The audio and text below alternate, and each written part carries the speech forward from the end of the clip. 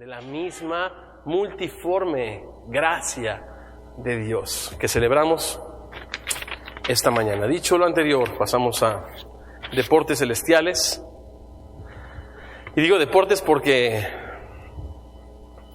acabo de llegar de una experiencia maravillosa que viví con dos de mis hijos en un campamento que también Willow Creek ofrece a todos los papás con hijas pequeñitas, con hijos pequeñitos. Y estuve ahí. Por los que no conocen a mis hijos, yo soy el de en medio. Israel, ya se me había olvidado cómo era. Finalmente le vi los ojos porque siempre traía el pelo en la cara. Y bueno, este enano Eric decidió bautizarse ahí. Él tenía mucho interés y mucho deseo de ir ahí y entregarle su vida a Cristo. Él había entendido lo que Jesús hizo por él y él tomó la decisión de seguir al Señor a los 12 años de edad. Fue verdaderamente emotivo. Y para mí, pues, dice aquí Juan que no hay mayor gozo que nuestros hijos caminen en la verdad. Muchas gracias. ¿Por qué lo uso como introducción? Porque la cosa más importante en este mundo no es una cosa, son las relaciones. Y este es el propósito por el cual Juan escribe su carta, primera de Juan.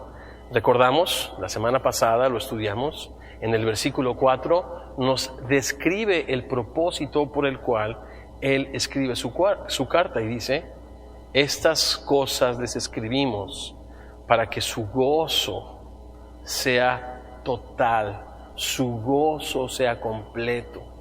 ¿A qué gozo se refiere? Mientras el capítulo 2, en el versículo 26, dice: escribo esto acerca de los que les engañan o nos quieren desviar de este gozo completo. Según el versículo 21 del mismo capítulo nos dice: escribo, no como si ustedes ignorasen la verdad, sino porque la conocen. El capítulo 1 nos dice una y otra vez que el tema central es amistad, comunión, compañerismo con Dios. Esto produce la totalidad del gozo, que no depende de las circunstancias, sino depende de nuestra relación y de nuestra confianza en Dios. Una cualidad no de la mente, no de las emociones, sino del espíritu. Ahora, hay muchas cosas que amenazan esta dulce comunión única, capaz de producir ese gozo completo del cual Jesucristo habló una y otra vez, y Juan, como un eco del Señor, aquí escribe otra vez y dice: les escribo esto para que vuestro gozo sea completo. ¿Cuál es esto que nos escribe? El propósito es que ustedes tengan comunión con nosotros, y nuestra comunión, nuestra participación es con el Padre y con su Hijo Jesucristo. Así es de que la cosa más importante en este mundo no es una cosa, sino nuestra relación con el Padre a través del único mediador que Él ha puesto entre Dios y los hombres, que es Jesucristo, hombre. Estamos en Primera de Juan, estamos en el capítulo 1, y hoy vamos a estudiar de los versículos 5 al versículo 2 del capítulo 2. Así es, de capítulo 1, verso 5 al capítulo 2, versículo 2, el engaño de las tinieblas. Vamos a darle lectura juntos a esto. Yo lo voy a leer para ustedes, para que vayamos entendiendo de qué se trata. Miren qué interesante. Yo estoy parado sobre una plataforma cubierta con blanco y cubierta con negro. Este texto está escrito más o menos en esa forma. Los versículos nones son las verdades puestas en sentido positivo o blanco. Los versículos pares, 6, 8 y 10, están puestos en sentido negativo y hablan del engaño de las tinieblas. Yo ahorita estoy parado entre los dos porque voy a leer de los dos, pero cuando haga énfasis en la parte positiva de la enseñanza, voy a intentar acordarme, pararme acá, y lo demás pues ya se lo imaginan. Así es de que verso 5, y voy a dar lectura. Este es el mensaje que hemos oído de Él y les anunciamos. Dios es luz y no hay ningunas tinieblas en Él.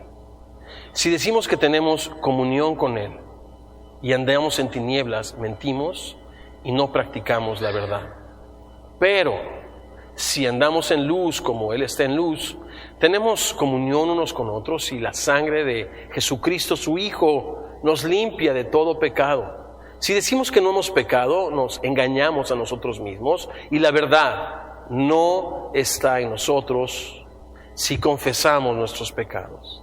Él es fiel y justo para perdonar nuestros pecados y limpiarnos de toda maldad. Si decimos que no hemos pecado, le hacemos a Él mentiroso y su palabra no está en nosotros. Hijitos míos, estas cosas les escribo para que no pequen. Y si alguno hubiere pecado, abogado tenemos para con el Padre, a Jesucristo el justo. Y Él es la propiciación por nuestros pecados, y no solamente por los nuestros, sino también por los de todo el mundo.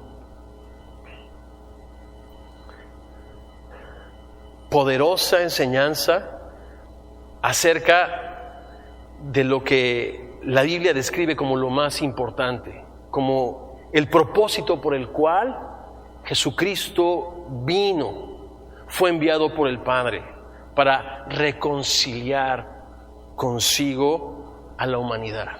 Reconciliar consigo, ya que la primera parte de este capítulo nos habla de ese apasionado amor, de ese nunca cambiante deseo de Dios de tener comunión, amistad, compañerismo, participación con nosotros. Santiago lo pone en estos términos: el Espíritu que Dios ha puesto en nosotros nos anhela. Yo pensé antes que venir a la capilla, venir a la iglesia era una expresión mía hacia Dios, de mi anhelo por Él, pero ¿cuál fue mi sorpresa cuando vine al Señor y entendí su palabra? Por la iluminación de su Espíritu Santo, entendí y creí que Él me vino a buscar, que Él me andaba buscando, que Él es el iniciador, que Él es quien me anhela para que mi gozo sea completo. Y así es de que Él empieza a poner entonces las bases de esta enseñanza en el versículo 5 y nos dice que este mensaje lo hemos oído de Él.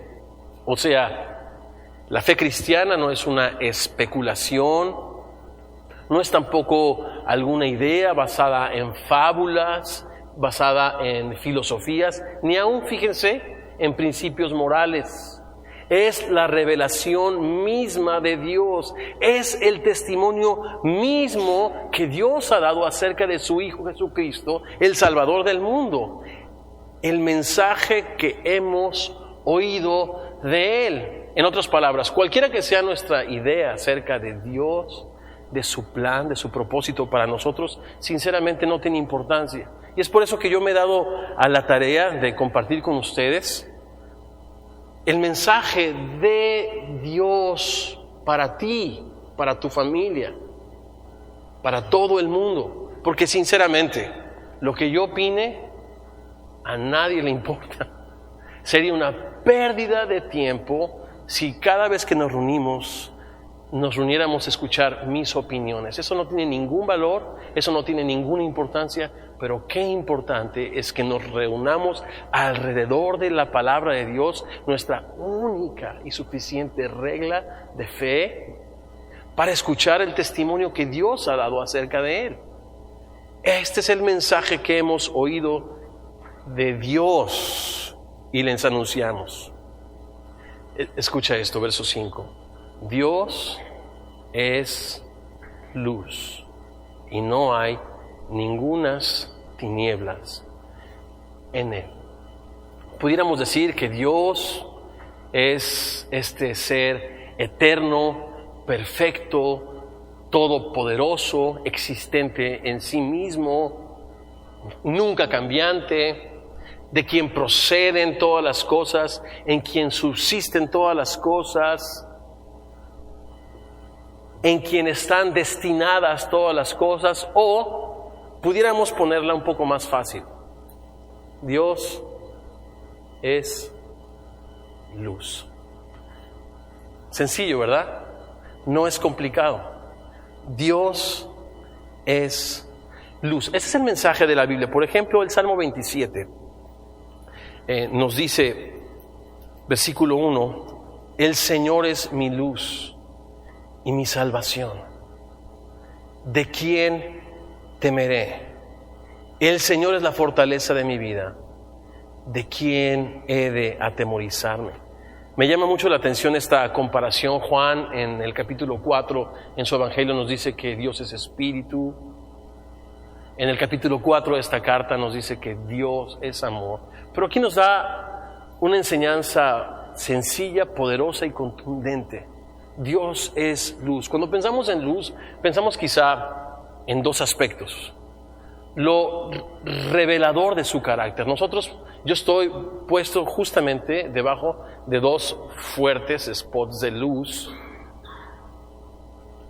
Y esto me hace estar expuesto delante de todos ustedes. Así es de que en principio la luz revela, pero también curiosamente como ningún otro elemento en la creación. Además de revelar, además de tener una característica de difusión increíble, la luz también es un elemento purificador. Yo recuerdo mi abuelita, mi mamá, ¿no? Como cuando no había estos blanqueadores de ropa, lo que hacían era lavar la ropa y después la colgaban, ¿qué?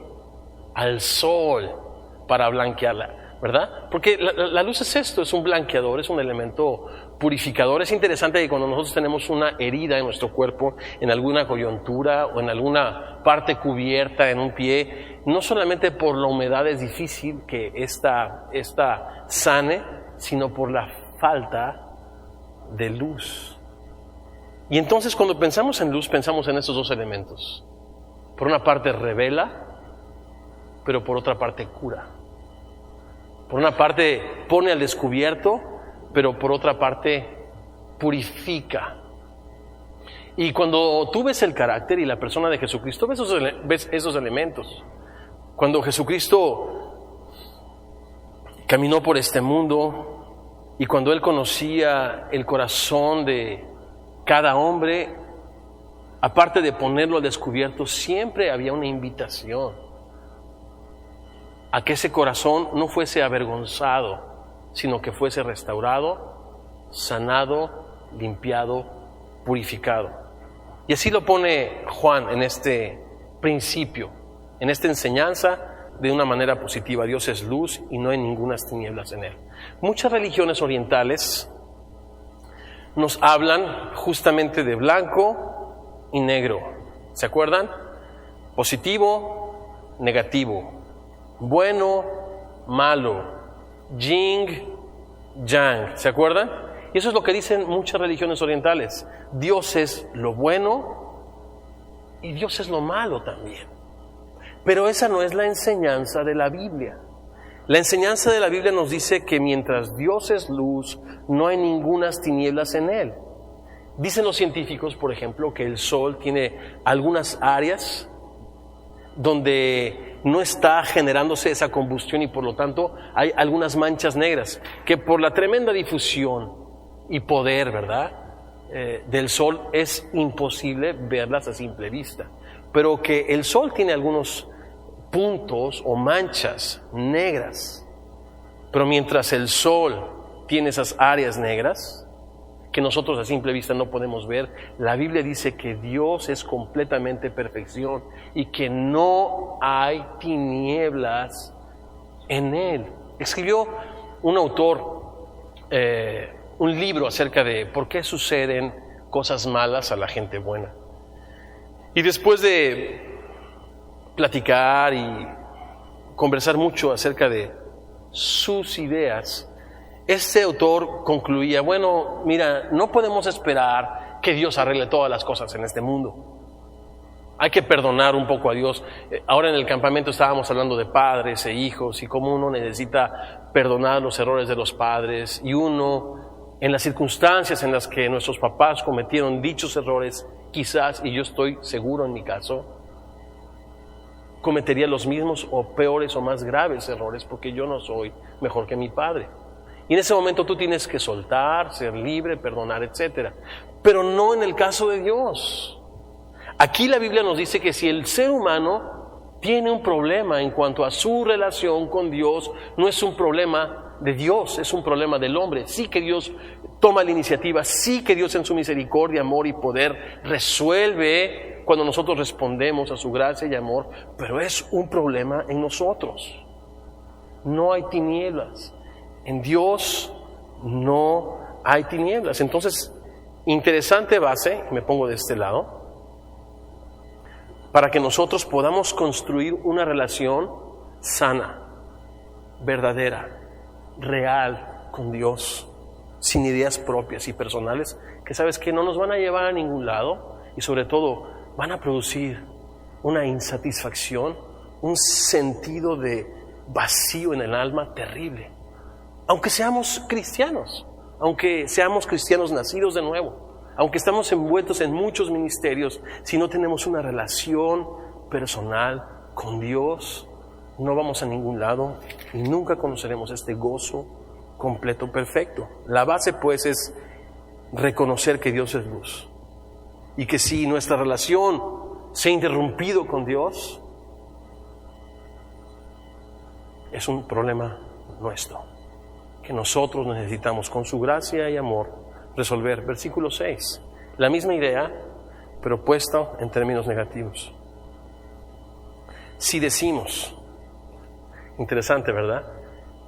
El 5 es el mensaje de Dios, lo que dice Dios. El 6 es lo que dice el hombre. Si decimos que tenemos participación, comunión, amistad, compañerismo con Dios, pero andamos en tinieblas, mentimos y no practicamos la verdad. ¿A qué se refiere aquí Juan con tinieblas? En su Evangelio, Juan en el capítulo 3, en el versículo 19, nos dice que la condenación es que la luz vino a este mundo. ¿Y quién es la luz? Aquella luz verdadera, Jesucristo, Dios hecho hombre. La luz vino a este mundo, pero los hombres amaron más las tinieblas que la luz, porque sus obras eran malas. Entonces, cuando Juan está hablando de caminar en tinieblas, caminar implica ¿qué? Mírenme, una actividad. No es estar, no es permanecer, es caminar. Cuando nosotros decimos que tenemos amistad con Dios, pero caminamos en estas obras malas, por ejemplo, miren, en el Juan 12 también, Juan 12:35, dice Jesús, aún por un poco está la luz entre ustedes, caminen entre tanto que tienen luz, para que no les sorprendan las tinieblas, porque el que anda en tinieblas no sabe a dónde va. Entonces, caminar en tinieblas es no tener un rumbo, no tener sentido absoluto de dirección, de valor, estar completamente perdido, con una relación con Dios totalmente rota. Podemos ser creyentes o no creyentes, podemos ser nacidos de Dios de nuevo o no. Aquí el punto es de que esta relación se ha roto y nosotros podemos decir que tenemos amistad con Él, pero si caminamos en tinieblas, mentimos y no practicamos la verdad. Se me hace interesante cómo Juan aquí conecta el conocimiento con la práctica. O sea, la vida cristiana pues no es cuánto sé de la Biblia, sino de lo que sé de la Biblia, cuánto practico. Eso es la vida cristiana. Y finalmente, eso es lo que dice Santiago en relación al que es justificado delante de Dios, porque las obras, la fe, el conocimiento sin obras, sin acción, no nos lleva a ninguna parte. Así es de que no practicamos la verdad. Y esta idea va progresando, se va degradando. Así es de que lo primero que produce el caminar en tinieblas es hacernos a nosotros mentirosos y no ajustarnos al mensaje que Dios ha dado acerca de sí mismo. Pero miren la parte positiva. ¿Cómo se remedia esto? Versículo 7. Siempre después de una parte positiva y una parte negativa, los siguientes dos versos son la manera de cómo solucionarlo. En sentido positivo, y en sentido negativo es cómo se deteriora si no se soluciona. Vamos al versículo 7. Pero si caminamos, ¿verdad? Actividad en luz, como Él está en luz, tenemos participación, comunión unos con otros, y la sangre de Jesucristo, su Hijo, nos limpia de todo pecado. Maravilloso. Miren nada más la riqueza que hay en el caminar en amistad, en participación, en comunión con Dios, en su luz. Dice el Salmo 39, en tu luz, Señor, veremos la luz. Perdón, Salmo 36. En tu luz veremos la luz. Vamos a hacer más o menos un recuento de todas las bendiciones en el versículo 7. Dice que Él está en luz. Imagínense, yo estoy bajo estos spots de luz. Estoy caminando expuesto a la luz, pero también estoy caminando en presencia de todos ustedes expuestos a la luz. Pero imagínate que pudiéramos personalizar a la luz, porque aquí Juan la personaliza. Dice que Dios es luz. Estoy caminando en la misma presencia de la luz. En otras palabras, cuando yo estoy caminando en luz, estoy caminando en Dios y con Dios. Sin sombras, sin tinieblas. Me gusta cuando Jesucristo va a casa de Jairo, porque su pequeñita está a punto de morir, y viene aparentemente a interrumpirlo una mujer que necesita una palabra de fe, que necesita una obra poderosa, que Jesús va a usar este milagro en medio de otro milagro para producir fe en Jairo. Lo interesante de esto es de que esta mujer de flujo de sangre toca, ustedes saben, el manto de Jesús. El Señor se para y dice, ¿quién me tocó? Sus discípulos dicen, bueno, Señor, la multitud te aprieta. ¿Quién? Y como dices, ¿quién me tocó? Alguien me tocó con fe, porque he sentido que ha salido poder de mí. En otras palabras, era una invitación para esta mujer ¿a qué? A venir a la luz. A venir a la luz, a reconocer su necesidad de Dios. Y entonces la mujer dice que vino temblando. Vino temblando, se acercó a Jesucristo. ¿Pero qué encontró en Jesucristo? Poder, palabras de consuelo, palabras de perdón, palabras de amor. Y esos son los regalos maravillosos de caminar en la luz. Mira lo que dice ahí. Tenemos no solo comunión con Dios, sino comunión unos con otros. ¿Cuántos matrimonios han experimentado esto, que de repente el marido o la esposa empieza a perder la comunicación? Dicho en otras palabras, el marido empieza a perder el corazón de la mujer, o viceversa, la mujer empieza a perder el corazón del marido. Dejan de empezar a conversar, él empieza a dejar de hablar de sus sueños, de sus metas, de sus proyectos. Alguien más tiene su corazón, alguien más es el dueño de su plática, ¿verdad? De repente hay una falta de comunión. Y estos famosos divorcios, ¿se acuerdan? Emocionales, divorcios espirituales, donde ya solamente se comparten el espacio, se comparten los gastos, algunas responsabilidades, pero ya no se comparte el corazón, el espíritu, el amor. Aquí me dice que cuando eso sucede es porque una o las dos partes están caminando en tinieblas, sin hacer de su amistad con Dios su más alta prioridad. Por eso Cristo dijo, busca primeramente el reino de Dios, lo más importante. Todo lo demás, una buena relación con tu familia, con tu esposa, será añadida. Pero es bien interesante que cuando aquí dice Juan que cuando una relación se rompe es porque alguno de los dos está en tinieblas. Por ejemplo, cuando vinieron a Jesucristo y le preguntaron acerca del divorcio, ¿se acuerdan? Jesucristo dijo, sí, Moisés permitió al hombre dar carta de divorcio por una razón, por la dureza de su corazón. ¿A quién? A Dios. Y cuando uno cierra y endurece su corazón a Dios, automáticamente cierra y endurece su corazón hacia el cónyuge o hacia cualquier otra persona. Por eso nuestra comunión verdaderamente está con Dios el Padre y con su Hijo Jesucristo. Es nuestra única fuente de amistad, compañerismo, comunión verdadera. Estoy yo impresionado en este campamento cómo pude disfrutar de una relación, de una amistad, de una comunicación, de una integración como nunca antes con mi hijo de 12 años, porque estábamos nosotros así boquiabiertos con la gracia, con el amor de Dios. Nuestras pláticas, conversaciones eran solamente acerca de Dios, de su palabra, del deseo de mi hijo de seguir a Dios. Eso llenó mi corazón. Pero cuando uno camina en tinieblas, automáticamente, según este versículo, la comunión, la amistad, el compañerismo, la comunicación, porque comunión implica todo eso y mucho más, se rompe. Pero dice que si andamos en luz como Él está en luz, primera bendición, comunión con Él. Tenemos comunión unos con otros, segunda bendición.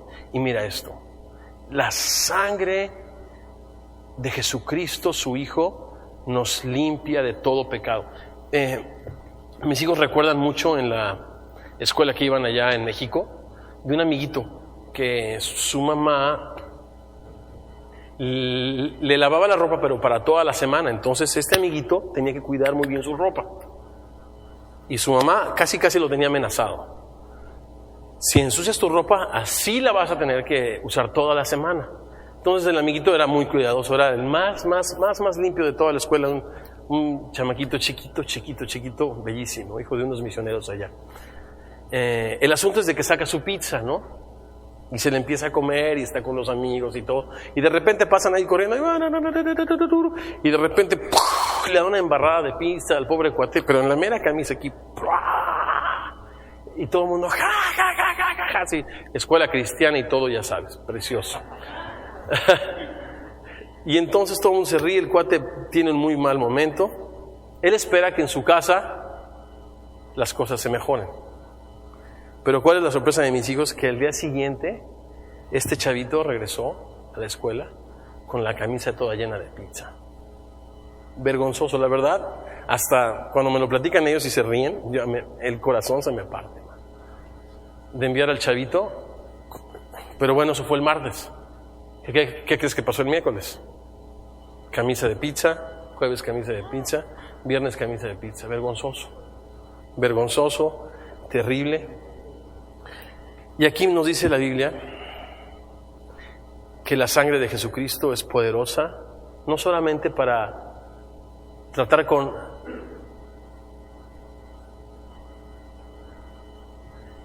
trata con el pecado, pero también trata con la mancha.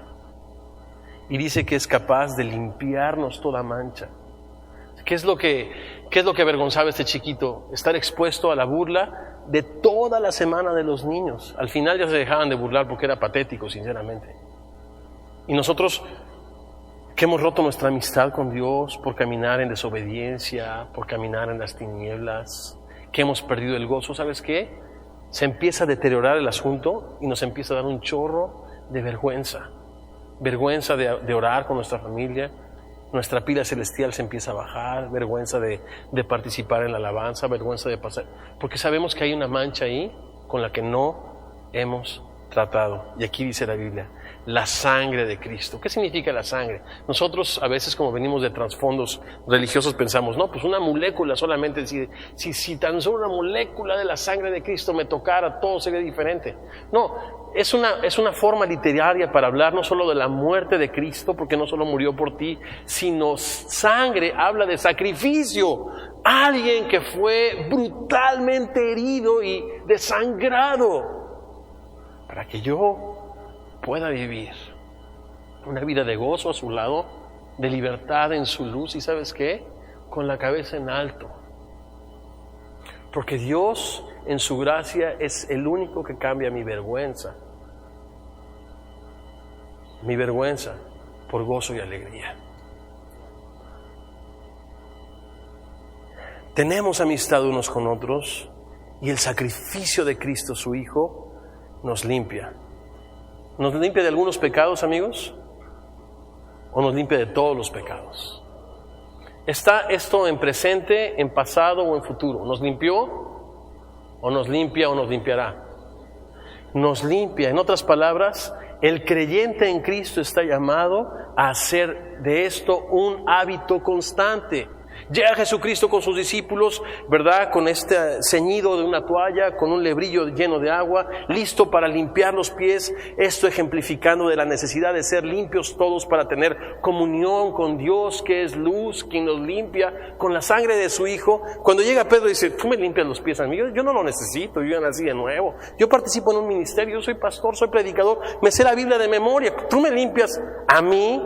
Cristo le dice a Pedro, si yo no te limpio, tú no tendrás parte conmigo. Entonces Pedro entiende, Señor, no solo los pies, todo el cuerpo. No, el que está limpio, si tú has creído en Cristo, si tú has confiado en Cristo, estás limpio. No necesitas sino limpiarse los pies. Es como un juez que de repente su hijo, y suele suceder, es arrestado por andar a exceso de velocidad varias veces. Entonces el juez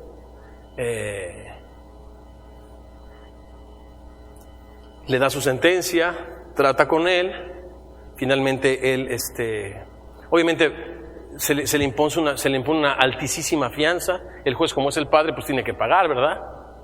Entonces le pone la fianza, también paga la fianza, pero cuando llega a la casa le dice, a ver, ven para acá, papá. Dame las llaves de ese automóvil. Ya no tenías automóvil. Trata también, pero de manera familiar y personal. Si tú conociste a Jesucristo como tu Salvador y fueron todos sus pecados, ¿verdad?, perdonados en la cruz, es importante que tú hagas de la limpieza un hábito presente, diario. Y la sangre de Jesucristo nos limpia de todo pecado. Pecados contra tu madre, contra tu padre, contra tu hija, contra tu hijo, contra tu empleado, contra tu jefe, contra la empresa con la que trabajas, contra tu nación, contra la iglesia. Si tú has cometido un pecado, la Biblia dice que Dios es poderoso, fiel y justo. Y la sangre de Jesucristo nos limpia, nos quita la vergüenza. Tú no tienes que cargar con esa vergüenza. No tienes que salir de esa puerta con un sentido de derrota y de vergüenza y con la cabeza abajo. Tú puedes restaurar tu relación con Dios si tan solo vienes a la luz donde Él está en luz. ¿Cómo es esa verdad de una manera negativa? Versículo 8. Si decimos que no tenemos pecado, nos engañamos a nosotros mismos y la verdad no está en nosotros. Fíjate cómo viene la progresión entonces. Primero, nos hace mentirosos. En segundo lugar, nos hace miserables porque nos hace perdernos de estas bendiciones. Y en tercer lugar, nos engaña. No solamente me hace un mentiroso, sino la peor de las mentiras, ¿cuál es? La peor de las mentiras es aquella mentira que te terminas creyendo tú. Yo recuerdo, mi mamá me lo decía mucho, que la vida de mi papacito era patética, porque mentía. Dice mi mamá, yo no recuerdo mucho, pero tengo amigos así, que no hay ni necesidad de mentir, es ya nada más como un hábito. Tengo necesidad de mentir, y viven en esas mentiras, en un mundo irreal. ¿Y sabes qué? Cuando uno se autoengaña, uno pierde toda sensibilidad. Es el peor de los engaños. A Dios no lo puedes burlar. A la gente tampoco, porque cuando andas serio y andas cabizbajo y andas con una carota y no se arregla, algo anda mal en tu vida. Nadie nos puede engañar. Pero ¿cómo quieres resolverlo? No con la sangre de Jesucristo, no viniendo a la luz, no abandonando las tinieblas y dando un paso hacia la luz, sino excusándote y decir, no he pecado. Dice aquí, terminas engañándote a ti mismo y la verdad no está en nosotros. Ahora, ojo, cuando ahí termina la historia, eso significa que la verdad no está en nosotros. ¿Y quién es la verdad? Jesucristo es la verdad. Está hablando de la presencia de Cristo en nuestra vida. Y interesantemente va a ser uno de los temas importantes de toda esta carta. ¿Cómo se resuelve esto? Aspecto positivo, versículo 9. Pero si confesamos nuestros pecados, Él es fiel y justo para perdonar nuestros pecados y limpiarnos, otra vez, limpiarnos de toda maldad. ¿Cómo es como algunos de nosotros confesamos nuestros pecados? Bueno, Dios, si alguna vez nos hemos equivocado, pues la verdad, perdónanos, Señor, discúlpanos, ahí muere. Decimos sí, o sea, no somos seguros, certeros, intencionales. Sí, los pecados son personales, así como la salvación es personal. Los pecados son una deuda que el ser humano tiene con Dios, que se tienen que resolver de una manera personal. Y no son errores. Si alguna vez, Señor, hemos cometido, ¿no?, errores, el Señor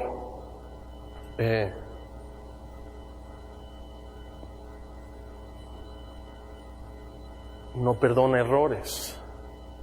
Cristo vino a morir por los pecados de todo el mundo y la Biblia dice que Dios cargó en Cristo los pecados de toda la humanidad, no los errores, no las equivocaciones, los pecados, porque la paga del pecado es muerte y por eso Cristo vino a morir a este mundo. Ahora, si confesamos, ¿qué es confesar? Es muy sencillo. Hablarle al robo, robo. Al adulterio, adulterio. A la deshonestidad, deshonestidad. A las mentiras, mentiras. No excusarnos. Confesar es hablar una misma cosa con Dios. A lo que Dios le llama pecado, a eso mismo le llama pecado. Hay una historia ahí en el libro de Lucas donde hay dos personas que van al templo. Una se cree justa y dice, te doy gracias porque no soy como todos los pecadores. Mira, diezmo, oro 3 veces al día. Hago una serie de ritos y cosas. Mira, soy una chulada, soy una maravilla. Por Dios, qué bonito soy. Pero el otro vato ni siquiera se acerca al templo, desde lejos lo saluda, se humilla, muerde el polvo, golpea su pecho y dice, Señor, solo sé una cosa, que soy un pecador. Y Jesucristo pregunta a esos hombres, ¿quién de ustedes creen que regresó a su casa con el gozo de tener una amistad con Dios restaurada? ¿El que se justifica o el que le llamó al pecado por su nombre? La Biblia dice, el que encubre su pecado no prosperará. Proverbio 28:13. Pero el que lo confiesa, el que le llama por su nombre y se aparta, alcanza ¿qué? Misericordia. Alcanza misericordia. Si confesamos nuestros pecados, si hablamos una misma cosa con Dios, si no andamos excusándonos, sino venimos ante Dios con honestidad y con valor, dice la Biblia que Él es el único fiel y el único justo para perdonar. ¿Y qué es perdonar? Cancelar toda deuda. ¿Y qué es limpiar? Remover toda mancha. ¿No quisieras que toda deuda que tuvieras con Dios, judicial a lo mejor si no has venido a su conocimiento, pero a lo mejor familiar, ya es tu padre, pero todos caminamos en este mundo y todos nos empolvamos, muchas veces de muchas maneras le ofendemos. Qué importante es hacer de esto un hábito y venir al Señor, hablarle las cosas por su nombre, permitir que el Señor nos quite la culpa y remueva la mancha de nuestro corazón, levante nuestra cabeza. Versículo 10. ¿Cómo es como el ser humano se excusa? Me voy al lado negro del asunto. Si decimos que no hemos pecado, le hacemos a Él mentiroso y su palabra no está en nosotros. Es muy interesante. Versículo 6, miren cómo se degrada el asunto. Caminar en tinieblas. Primero mentimos, después nos engañamos a nosotros mismos y después le hacemos a Él mentiroso. ¿Te fijas cómo se va degradando? Si no resuelves tu problema con Dios,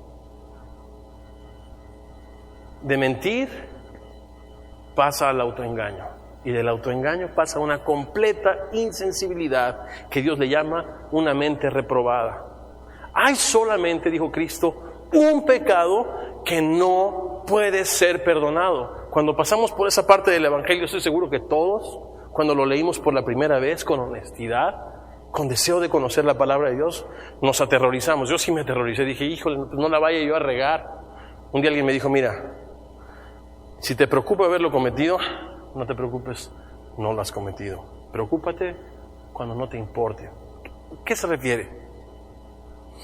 Y bueno, es esto de atribuir las obras de Dios al diablo y viceversa, pero ¿qué significa todo esto? Es entender al Señor, conocer su gracia, conocer su misericordia, conocer su amor, pero decirle no a la libertad y decirle sí a mis malos hábitos, a mi esclavitud, a mis tinieblas, y entonces Dios ya no puede ofrecer otra ofrenda por el pecado si tú desprecias la ofrenda que Él ofreció, que es Jesucristo, el justo. Le haces a Dios mentiroso. Dios dice que el que tiene a Cristo tiene la vida y el que no lo tiene no verá la vida, que la ira de Dios está sobre él. Pero tú dices, yo no tengo pecado. Dios dice, no hay justo ni aun uno, pero dices, yo soy justo. Quizá me he equivocado, pero yo no he hecho mal a nadie. Eso es un grave problema. Te digas, se empieza a deteriorar la conciencia. Y ¿sabes qué? Te deja sin esperanza. Y te deja en una condición de mucho peligro delante de Dios. ¿Cómo se resuelve esto? Capítulo 2, versículos 1 y 2 para terminar. Hijitos míos, estas cosas les escribo para que no pequen. Si alguno hubiere pecado, abogado. ¿Qué significa esto? Consolador. ¿Se acuerdan? Cristo en el aposento alto les dice a sus discípulos, les conviene que me vaya, porque si no me fuese, no podría enviarles este otro consolador. Esta palabra abogado significa uno llamado al lado de otro para ayudarlo. Jesucristo es esto, nuestro abogado que es llamado a nuestro lado para ayudarnos. Si alguien hubiese pecado y ha arruinado su amistad con Dios, tenemos un abogado para con el Padre, a Jesucristo el justo. Es como si Jesucristo viniera, ¿verdad?, a la corte y dijera, vengo en representación de mi cliente, y entonces el juez dijera, muy bien, ¿qué tiene que decir? Está toda esta evidencia en contra de su cliente, y entonces tu abogado Jesucristo dice, efectivamente, su señoría, mi cliente es culpable. Y tú dices, oye, yo pensé que iba a defender. Efectivamente, mi cliente es culpable, y no solo eso, sino merece todo el peso y toda la justicia de la ley. Dices, órale. Dicen acá que en la justicia americana, no me pregunten porque eso nomás lo he escuchado yo, no sé si es cierto, que no importa si eres culpable o no eres culpable, lo que importa es si tienes un buen abogado. ¿Lo habían escuchado? Eso dicen, no me pregunten. Pero tenemos un buen abogado para con el Padre, Jesucristo. Pero es un abogado diferente, es un abogado que dice las cosas como son. Sí es culpable y merece todo el rigor de la ley. Muy bien, entonces el acusador, ¿verdad? Ya sabes, el fiscal, el acusador, el adversario, la serpiente antigua, Satanás está brincando, feliz, maravilloso, ahora sí te tengo, ahora sí eres mío. Pero no contabas con su astucia. Dice el abogado, pero su señoría, ¿me permite unas palabras, por favor? Dice el juez, muy bien, pase por acá. Se acerca al juez y le dice, papá, es de los míos.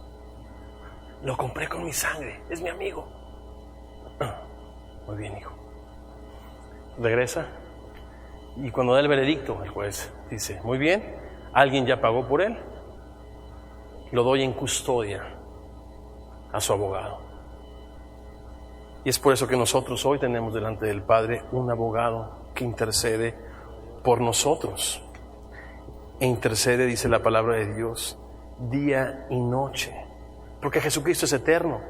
Por eso eternamente vive, dice la Biblia, para interceder delante del Padre con nosotros. Tenemos un abogado. Él es justo. Y mira, versículo 2 para terminar. Dice, ¿y Él ha pagado? No. Dice, Él es la propiciación. La palabra propiciación podemos entenderla de una manera sencilla como satisfacción. Toda injusticia, ¿verdad?, demanda que la justicia, ¿verdad?, le castigue. Bueno, pues Cristo mismo, Él es la satisfacción de esa justicia. No es que Él pagó, no es de que Él le dio, como decimos en términos burocráticos mexicanos, ¿no? Discúlpenme, pero carpetazo al asunto o archivar el caso. No lo archiva, no le da carpetazo. Él mismo, dice la Biblia, que no fuimos rescatados ni con oro, ni con plata, ni con piedras preciosas, sino con la sangre, el sacrificio de Cristo. Él es la satisfacción que Dios requiere en su justicia, que se castigue toda injusticia. Él es la satisfacción y la base legal por nuestros pecados. ¿No te da gusto oírlo? Él es la satisfacción por nuestros pecados, y no solamente por los nuestros, sino también por los de todo el mundo. ¿Cómo restaurar mi relación con Dios? Primero, reconocer que Dios es luz y que Él no se ha equivocado, que yo me he alejado de Él. Como aquella mujer que le dice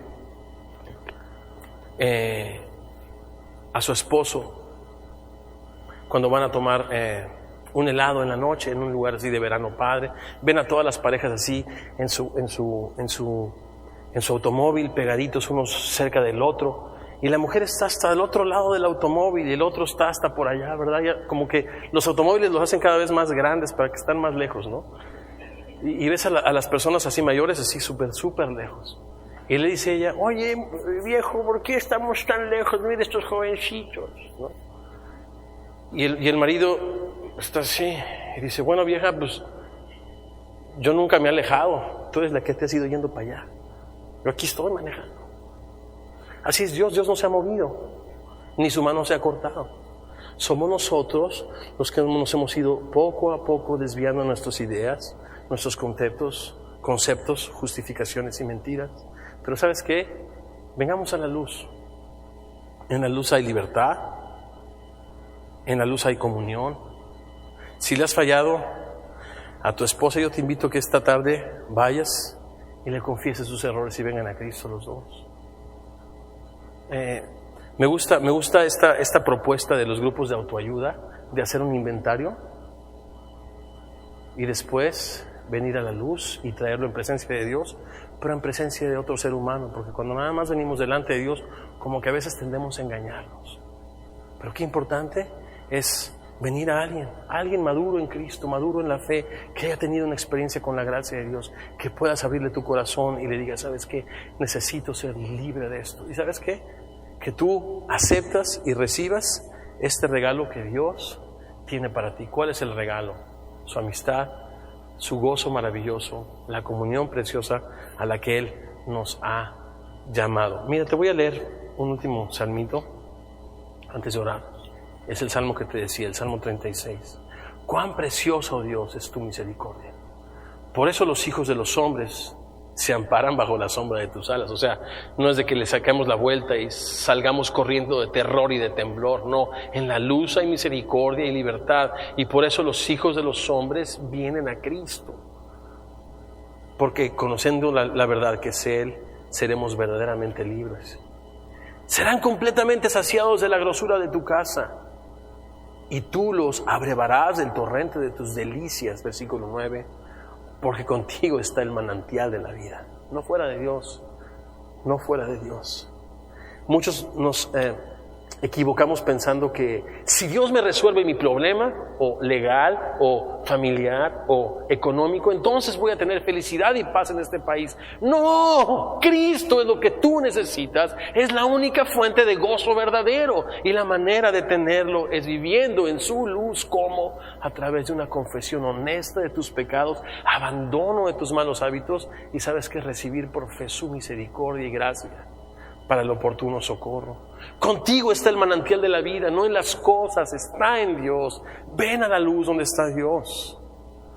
En tu luz veremos la luz. Extiende tu misericordia a los que te conocen y su justicia a los rectos de corazón. Bendito Dios, gracias por este hermoso tiempo en tu palabra.